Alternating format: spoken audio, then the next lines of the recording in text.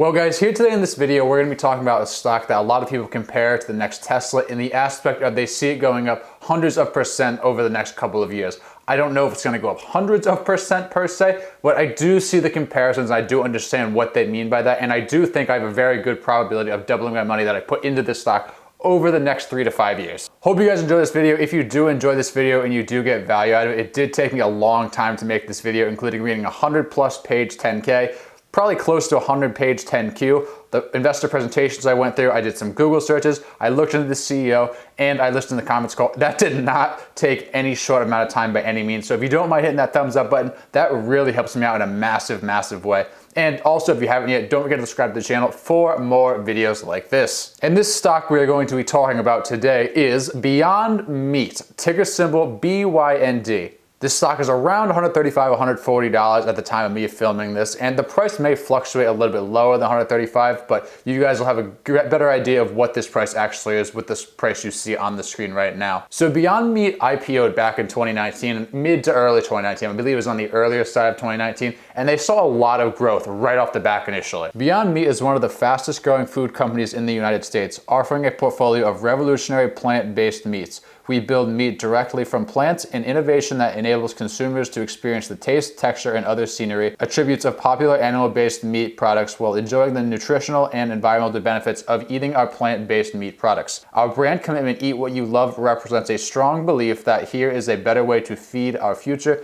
and that the positive choices we all make, no matter how small, can have a great impact on our personal health and the health of our planet. By shifting from animal-based meat to plant-based meat, we can positively impact for growing global issues, including human health, climate change, constraints on natural resources, and animal welfare. The success of our breakthrough innovation model and products has allowed us to appeal to a broad range of consumers, including those who typically eat animal-based meats, positioning us to compete directly in the $1.4 trillion global meat industry. So basically, to summarize, if that did not make any sense to you, Beyond Meat is a plant-based food company. They sell plant-based foods. We sell a range of plant-based products across the 3 main meat platforms: beef, pork, and poultry. As of September 26, 2020, our products were available at approximately 122,000 retail and food service outlets in more than 80 countries worldwide across mainstream grocery, mass merchandiser, club, convenience store, and natural retail channels, direct-to-consumer, and various food away from home channels, including restaurants, food service outlets, and schools. They do have 3 main ways they plan on growing this business, and that's mainly through retail, food service, and internationally. We have a significant opportunity to grow our sales within the United States, retail by focusing on increasing sales at our existing outlets, as well as increasing sales of new products.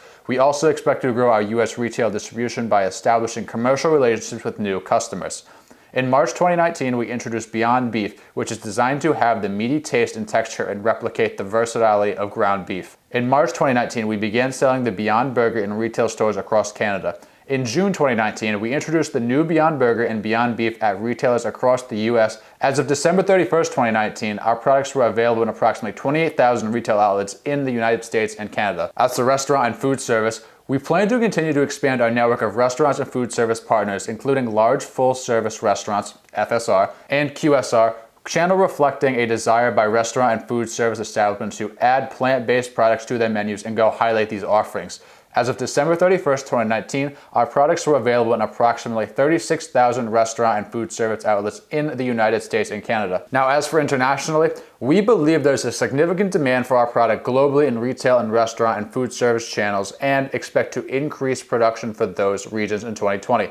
As of December 31st, 2019, our products were available in approximately 13,000 international retail and restaurant and food service outlets, excluding Canada. We have established and seek to establish additional relationships with distributors across channels globally. As for the products they have themselves, which I touched a little bit upon in that little bit I read, they have the Beyond Burger, which accounts for 64% of their revenues in the year of 2019. They have the Beyond Sausage, which accounted for 23% of their revenues in 2019. The Beyond Beef, which made up 8% of the revenues last year, and the Beyond Crumbles, which made up 5% of their revenues. They did take a net loss of $12.4 million in 2019, so this company is not consistently profitable just yet. As for their current numbers on the balance sheet, let's just take a look at that right now, because that's probably going to be the highlight of this, because a lot of people are not going to like these numbers. So they have about $214 million in cash and cash equivalents, which is about $60 million less than what they had in the third quarter of 2019.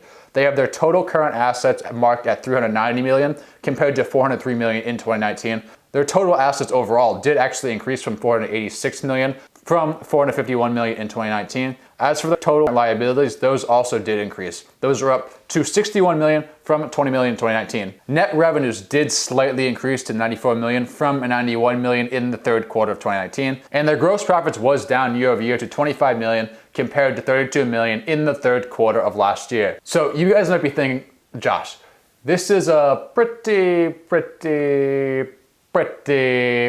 mixed bag you got going on here. Let's put it that way, with this balance sheet at least. Especially when you look at the company who turned a profit in the second quarter and they took it and they lost money in the third quarter. They did report a net loss of $19.3 million in this past third quarter. So you might be thinking, why the heck are you buying this stock? Well, I do have a very in-depth thesis we're gonna get into right now, and let's just see if that changes your mind and you guys can see where I'm coming from here. So the first thing that comes to mind when I looked into this company was these losses are a little bit overblown due to the virus. They've definitely been affected by the virus, especially in this past third quarter. Most of their losses came from the food service side, and in all reality, it's just been a tough year for the food service industry. The industry has lost $120 billion, and that's as of June. This number could easily be over $300 billion by the end of the year, and I would not be surprised at all.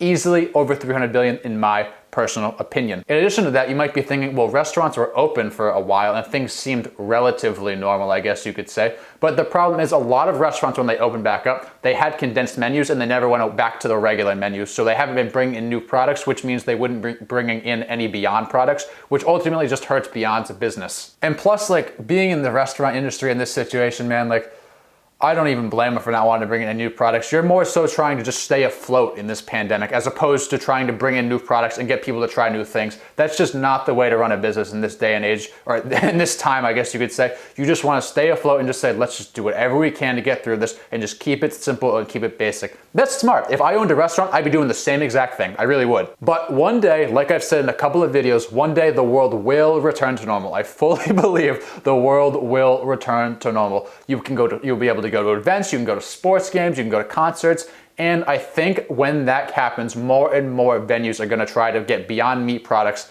in their venues. And although they might not have seen the success they wanted to see in the food service industry this past quarter, the truth is a lot of retail stores wanted to bring their product, a lot more retail stores that is, wanted to bring their product into their store more often. Second, there's been a significant uptick in the vegan trends the past few years, and that's really what made me decide to look into this company initially. The vegan population has increased 600%, and that was from 2014 to 2017. That's when this article was published in 2017, and it was reviewing from that 3-year period from 2014 to 2017. It talked about how this trend's been increasing since, and that's just in America, never mind the world. Look at these charts right here. All around the world, veganism is increasing. And you might be looking at the United States and you might be saying, it's curving a little bit. Is this trend really a thing?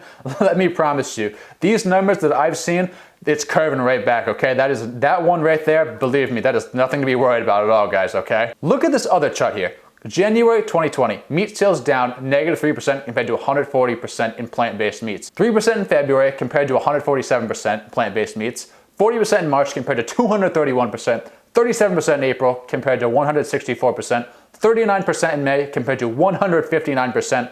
23% in June compared to 119%, and 20% in July compared to 90%. Now look at this chart as well. There is clearly going to be demands based off these projections. There's going to be significant increased demand for plant-based burgers, sausages, patties, nuggets, tenders, cutlets, and grounds over the next 10 years. Now let's take a look at what this market is worth these days, okay? We gotta take a look at the TAM opportunity. That's very important. If we don't understand the TAM opportunity of this company, we don't invest in the company, okay? So the vegan market was projected at $14.2 billion in 2018. So after crunching some numbers and we take into consideration the compound annual growth rate of 10.5, I came out to a number of around 17 billion in 2020, okay? Now I've seen a lot of fluctuations in this 10.5%, the growth annual rate, but we're gonna stick with this 10.5% here for the sake of the argument, just to run these numbers. And by 2026, this number is projected to be 31.4 billion, okay? 31.4 billion. Now let's take a look at how many vegans we're projected to have by 2026. So let me just say these numbers are gonna be approximate, but approximately right now we have around 19.5 million vegans in the United States. So just the United States, not the rest of the world. With that compound rate, again, these are approximates, but with that compound rate, and this is also excluding those that just buy plant-based products because they like them, this is just strictly vegans. We'll see 22.2 million vegans in 2021, 24.6 million in 2022, 27.3 million in 2023, $30.3 million in 2024, $33.6 million in 2025, $37.3 million in 2026, and if this trend continues past 2026, never mind if this compound growth rate increases, we'll see $41.4 million in 2027, $46 million in 2028, $51 million in 2029, and lastly, by 2030, we'll see 56 million vegans. So if my math serves me correctly, that number could well over double, closer to tripling in the next 10 years. Now, strictly for the plant-based food market, so this includes all people, not just vegans, but all people that buy these products, the compound annual growth rate is projected to be just under 12%. And the projected market size for this industry is projected to be $74.2 billion. $74.2 billion. Look at this right here. Good news for Beyond Meat. 95% of people who order vegan burgers when dining out aren't even vegetarians. I personally take this as more and more people who aren't vegan or vegetarian are ordering these products, which is a huge, huge plus for the company. Now, these metrics are obviously a little whack right here if you're just looking at them, but we've got a trailing PE of 600 and a forward PE of 450. But if you look at the revenue in this company, they're most likely going to do somewhere close, if not well over, 400 million in total revenue this year. And honestly, I really wouldn't be surprised to see Beyond Meat bounce back a little bit in this fourth quarter here, mainly because they started to see big orders come in towards the end of quarter three. They talked about this in the conference call, but the problem was not all of those orders could be counted towards quarter three just because of where they fell and where the quarter ended. Analysts have this company doing about 650 million in revenues next year. They're projected to grow around 50% in sales, and they're projected to grow 463% next year. And I'm sure some of you out there, someone watching this video is very concerned about McDonald's coming out with its own vegan burger, and I really have a couple of things to say about that. The first thing is, obviously, you know this, McDonald's removed Beyond's burger from their menu to create their own product, but based on the conference call, I would not be surprised if Beyond and McDonald's weren't done dancing, if you know what I mean. They tried to get Ethan Brown, the CEO, who we're gonna talk about in a second, they tried to get him to talk about that partnership with McDonald's, and he really did not want to provide any guidance on it, but he sounded a little surprised that McDonald's came out and said that. So I don't think they're necessarily completely done yet, and by no means would I be surprised to see those Beyond Burgers back in McDonald's. Secondly, I just don't see fast food chains growing exponentially. If anything, I think they're gonna be more so flat for quite a while. I think more and more people are gonna start eating healthier, and I think more and more people are gonna be watching the stuff they're putting in their bodies. Now, there's also a decent amount of competition in this field, but I personally don't think anything compares to Beyond the Meat, especially when you talk about the branding and the supply. The first company that comes to mind for a lot of people is Impossible Foods. And although I've heard a lot of different things about this company, about how they can compete with Beyond Meat, the fact of the matter is they just don't have the branding to keep up with them, and they're very open about saying they cannot keep up with the supply and the demand of their product like Beyond can. In my opinion, this means I think more and more stores, venues, restaurants are going to take on Beyond as opposed to Impossible, because they just know Beyond can keep up with the supply and the demand. As for their smaller competition besides for Impossible, I really would not be surprised if Beyond got a lot bigger and they decided to buy some of the smaller competition out, ultimately just adding to their business. Now we're going to talk about the CEO. His name is Ethan Brown. I like him a ton. I like him a lot, okay? Mucho, mucho likey, okay? Joshi likey. Me gusta Ethan Brown, all right? There's my little Spanish tip for you. I don't speak Spanish. I probably will never speak Spanish again after that. This is a founder-led company. He was the founder of this company. He's extremely passionate about this. He's a fantastic speaker. He might be one of the better speakers I've ever looked into. He's pointing out all the flaws in regular meat, and he's got facts to back it up as well. And guys, I'm not kidding. I've watched a lot of interviews. I've watched a lot of videos on him, as I do with every stock and every company I look into before I buy it. And when I watch these videos, I legitimately want to become a vegan now. I'm not even kidding. He makes me want to become a vegan.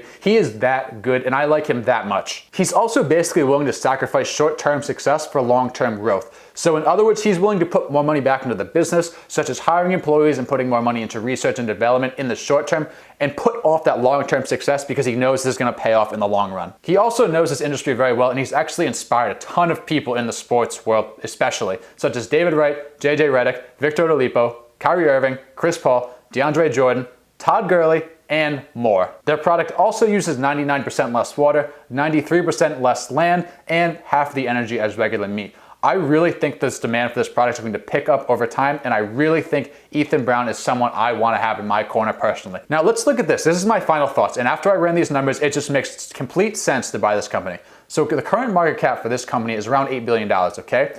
After all the numbers I ran and that I project for them to do in the future, I would say the worst case scenario, and I'm talking like everything goes wrong. Like I'm talking the whole company, everything gets set on fire and no one's there and it basically has to start all over again. The worst case scenario, absolute worst case scenario, I see this company at a $12 billion market cap in 5 years. 5 to 10 years, a $12 billion market cap. Worst case scenario, absolute worst. However, more than likely, I see this company at a $16+ billion market cap, more like a $20+ billion market cap. I think this is a very, very good opportunity. I really see this picking up. I see this trend sticking. I see more and more people transferring to plant-based meats, and I really think this is a really great investing opportunity. But as always, guys, as we always talk about in this video, make sure you are doing your own due diligence and you're doing your own research, because I'm just some random guy talking to a camera in my living room with no one else around. I'm actually on my lunch break right now, so I'm really not even eating. I'm just talking to a camera by myself because I got no one else to talk to. And saying that, guys, that's going to be the end of this video. Thank you so much for watching. Let me know in the comments what you think of Beyond Meat, if you're buying Beyond Meat, if you don't think this trend's going to stick, or what your thought process is around it. Make sure to like as always and subscribe to the channel for more videos like this, and I'll see you guys in the next video.